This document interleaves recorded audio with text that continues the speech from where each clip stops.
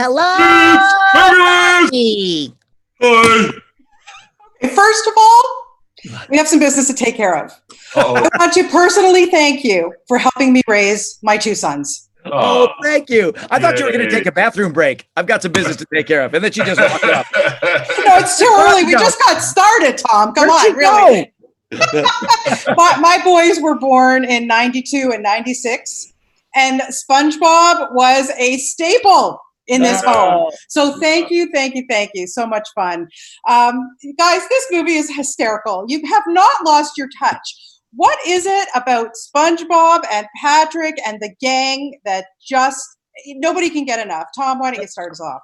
First of all, I take total credit for both of your sons not being in jail right now. That's totally me and Bill. You're welcome. But my son was born in 97, so kind of the same thing. Yeah. What was the question? Well, she's not only a Laufer, she's a laugher. Let's just talk about anything. No, I want to know why you think this show, the characters have endured for so many years. I think cartoon characters have a special relationship with an audience, and they have if you're lucky enough to be one of those cartoon characters that takes, it's a long time relationship, so whatever Looney Tunes and the Simpsons and whatever those that pantheon of cartoon characters are, like SpongeBob appears to maybe kind of be in there, which I always hesitate to say, but he seems to be in that grouping. And I think the fact that cartoon characters don't age, they're kind of always the same. They don't change. There's no story arc. Right. I think so much of TV now is about a character that starts out being likable and you go, oh, I kind of like that guy. And then you find out about their horrible side and the character has to do things that they're not proud of. Believe me, I've been trapped in the house for a long time. So I know, as we all have. I'm kind of catching up on how television works in 2020. But I think the comfort food aspect and the sameness and the fact that they are who they are and they're kind of like that friend that is still the same as when you first met them. Yeah. I think there's a lot to be said for that, and also just silliness and is just needed now more than ever. And it's kind of like with SpongeBob, when you go there and you park there at SpongeBob, you know exactly what you're going to be getting for 22 minutes, and it's still being made by people who care about making that and delivering it and making it as good as we can. Nobody's phoning it in. So I think it's kind of this weird melange of all that. Yeah, Bill, I love the adventures that Patrick and SpongeBob get to go on. This one, though, is so fantastic because you get to go kind of above ground and you meet some very interesting characters. And I really don't think I'm spoiling anything by saying Keanu Reeves, our Canadian guy, and you guys, you need to do a spin-off. How much fun was it just doing the voice work with Keanu and then actually seeing the finished product, Bill? Well, when we sat down with the script and originally, and they said, well, there's a talking sagebrush, think Keanu Reeves, and we went, oh yeah, right.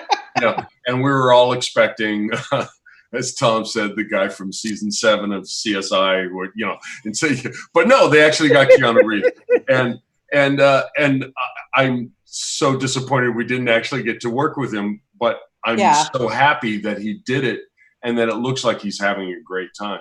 I know. I want to ask him why he did it.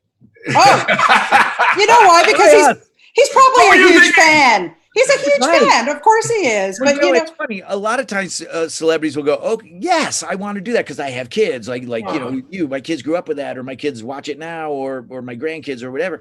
And I don't think Keanu's got that going on. So that was kind of interesting. Maybe he just had a free couple of days that where he wasn't doing kung fu as John Wick's. But it's amazing. We tried to get more Canadian content in there, but Loverboy and Mr. Dress Up were busy.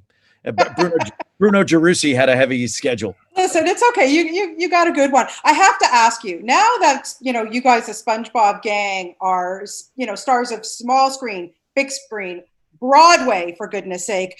How do you guys stay humble? You are such. How do you not become divas? Oh, girlfriend. Honey, Where's my latte? I need my latte. When Mr. Kenny wants his latte, he wants it now. If I have to ask for my latte, then you've blown it. So heads are gonna roll.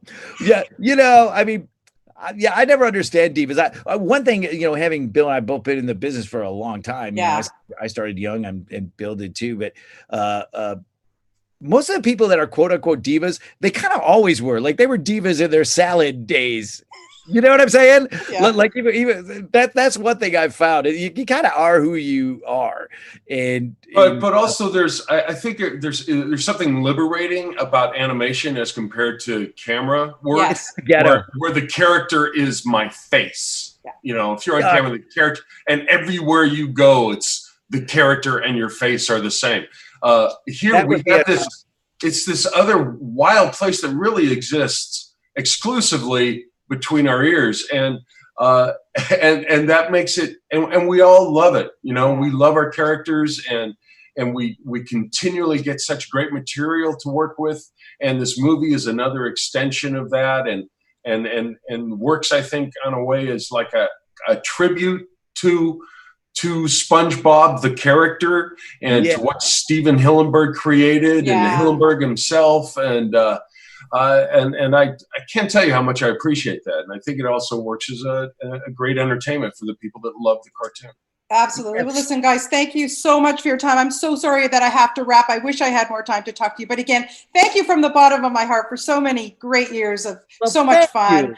And it's a real pleasure to talk to you both. And best of luck with the movie. And we get it here in theater, so that's really exciting. I know. Yeah. Give our best to those two now big boys' ears. I will, for sure. Are you kidding me? Hey, guys. Take care, guys. Okay, bye-bye.